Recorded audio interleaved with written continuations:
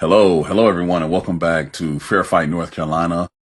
I'm your host, Bobby Jones. Scott Peoples is here, and it's interesting. We have a subject we're going to talk about today that really is nationwide, but because of North Carolina's heavy military population, it's probably going to be felt heavily there. So last week, I saw a report that talked about specifically healthcare workers. 50% of them are trying to switch career fields by the end of 2026. They cite understaffing, overwork, no appreciation, long hours. But then Scott saw something that kind of fits right into the overall crisis that we're hitting. And I'll let him talk about that and how it affects military families and veterans. Absolutely. Thanks, Bobby. Biden administration put all the investment through the PACT Act to get veterans exposed to toxic burn pits and everything, the help that they need. And that had a flood of over 1 million vets into the VA system. And so they were, over their 4 years, were hiring doctors, nurses, psychiatrists, everything to meet that need, which is great.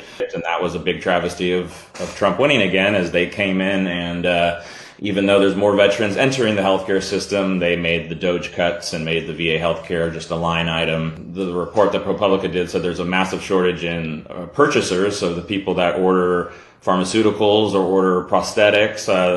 There's been a bunch of janitorial staff that clean the exam rooms. They said there's been a quadrupling of people that have been offered positions, the doctors and nurses that have declined and decided to go elsewhere. They said out of the 139 facilities across the VA, every single one of them has urgent shortages or major shortages, which would be doctors, nurses, or psychiatrists. And we're seeing that in North Carolina already with new VA clinics that just opened, that were started by the Biden administration but took years to build the clinic. And they're opening. One here in Garner, North Carolina, in Wake County, opened only at about 30% capacity. But because we can't get the staff needed, they're only operating for primary care visits. It's almost like they recognize what they've done. They've gone out of the way to offer.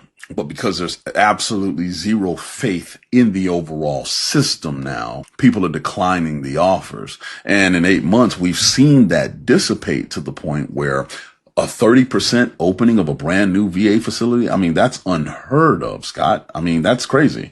I don't know how you open new VAs when you're cutting staff from your current VAs. The math is not math. Doesn't math. It doesn't math. Well, we will stay on this because this is, in my opinion, a sacred trust that has been broken. Again, veterans don't ask for much and we really don't complain, but what was promised to these brave men and women needs to be honored.